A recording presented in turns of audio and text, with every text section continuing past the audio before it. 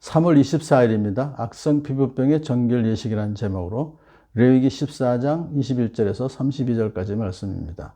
레위기 14장은 이 악성 피부병에 걸린 환자가 다시 나았을 경우에 그 사람을 다시 회복시키는 그런 이제 의식이죠. 그런데 악성 피부병이라고 표준 세번역은 번역했습니다만 개역개정은 여태까지 문둥병이라고 이것을 얘기하고 있어요. 그래서 한센시병을 말하죠.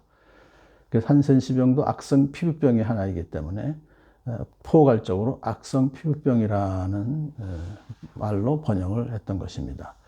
자, 이 정결하게 되는 과정이 아주 힘들어요. 복잡합니다. 한 번으로 끝나는 것이 아니라 1차 정결 예식 끝난 7일 하는 8일 후에 또 2차 정결 예식을 해야 됩니다. 그러니까 이제 1차 정결 예식에서 들어가는 건요, 정한 새 2마리와 백항목가지와 홍색 털실 한 뭉치와 우슬초 한 포기가 필요했어요. 그걸 가지고 이제 정하다라고 하는 그런 것을 해주고, 일주일 지난 후 8일째 2차 정결 예식을 하는데요. 그때는 흠없는 순양 2마리, 어린 암양 1마리, 곡식 제물로 바칠 고운 밀가루 10분의 3에바와 기름 1록을 준비했어요.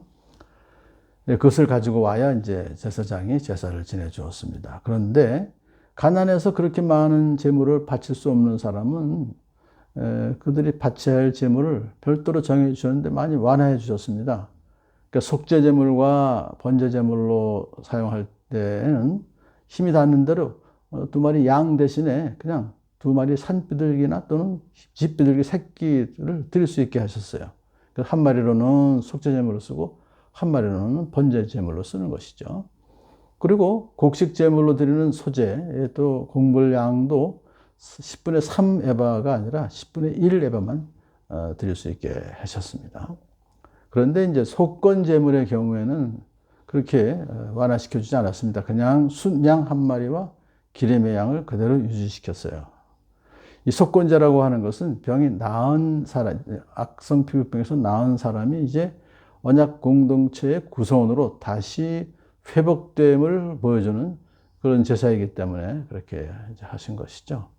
속건제를 드리는 사람은 모든 제물을 제사장에게로 가지고 와서 회막 어귀의 주 앞으로 가져와야 합니다. 그러면 제사장은 수량과 기름 1록을 받아다가 주에게 흔들어 바치는 요제를 드려요.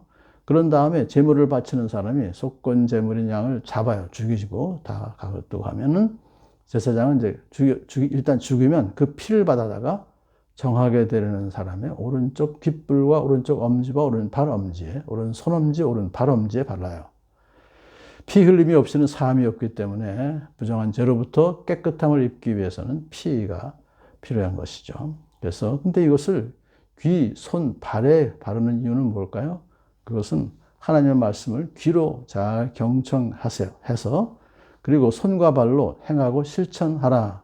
그래서 흠이 없는 삶을 살아라 하는 뜻을 여기 내포하고 있습니다. 그 다음에 이제 기름을 오른쪽 손가락으로 조금 찍어서 주 앞에서 7번 뿌립니다. 주 앞에서 7번 뿌린다고 하는 것은 그 기름이 보통 기름이기 때문에 그것을 거룩하게 구별하는 것이죠. 그래서 그 기름을 7번 뿌려서 거룩하게 한 후에 그것을 정하게 되려는 사람의 오른쪽 귓볼과 오른손 엄지와 오른발 엄지에 발라요. 그것은 곧 속건제물에 피를 발랐던 바로 그 장소입니다.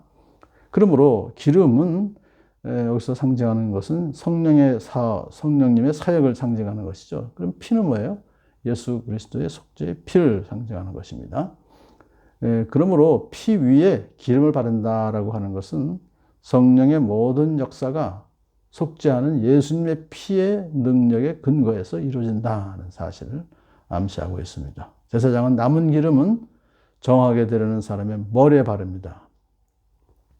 자, 머리에 바르면 머리에 바른다고 하는 것은 그 사람의 온 몸과 온 인격이 하나님 앞에서 정결케 되었음을 나타내는 행동입니다. 이제 그래서 그 사람은 하나님께 헌신하기 합당한 자, 그의 신분이 하나님과 교제를 나눌 수 있는 신분으로 회복된 자를 말해요.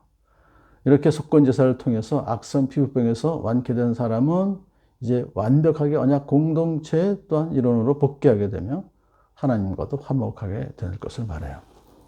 자, 오늘 본문에서 가난한 사람도 자기 형편에 따라 정결의식의 제물을 바치라는 규정은 빈부 귀천에 관계없이 모든 사람이 하나님의 은혜를 받을 수 있다는 것을 증거하는 것이고요. 여기서 우리가 한 가지 더 생각해 봐야 될 것은 성경이 악성 피부병, 한센시병의 발생 원인을 그 사람이 죄를 지은 데 대한 하나님의 벌이라는 그런 기록들이 나오죠. 하나님께서 범죄한 인간을 벌하는 방법 중 하나로 한센시병을 사용하셨다는 것입니다. 그러나 분명히 성경은 모든 한센시병이 하나님의 저주를 받는 것은 아니에요. 그러니까는 이제 모든 한센시병이 하나님의 저주를 받아서 그래서 그 벌로 받은 것은 아니죠. 이거 접촉, 피부에 어떤 그런 접촉이 잘못된 것이죠. 그러므로 악성 피부병 환자가 모든 악성 피부병 환자가 죄인을 지었기 때문에 그런 것은 고의적으로 그런 것은 아닙니다. 왜냐하면 정결의식 속에서 속죄제보다는 속건제가 더 강조되었기 때문에 오늘 본문을 통해서 그것을 우리가 알 수 있습니다. 속건제를 더 강조한 것은 악성 피부병 고의가 아니라 부지 중에 성물을 좀 범했던가 아니면 이웃에게 손해를 끼침으로써 하나님의 거룩성을 손상시켰죠. 그래서 피해를 준 것에 대한 보상을 하기 위해서 속건제를 드리는 것이기 때문에 모든 악성 피부병 환자가 하나님의 저주를 받은 죄인이라는 편견은 버려야 될 것입니다. 예수님도 한센시병 환자인 시몬의 집에서 식사하심으로써 그런 편견을 다 거부하신 것이죠. 물론 한센시병이 죄에 대한 형벌이라고 많은 사람이 생각을 했죠.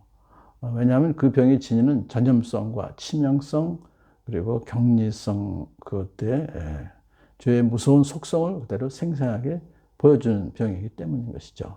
오늘날 우리는 외형적인 한센시병을 통해서 내적인 죄의 무서움을 깨달을 수가 있고요. 그래서 죄를 철저하게 회개해서 영적 한센시병을 예수님 안에서 치유해야 된다는 것을 깨달을 수가 있는 것입니다.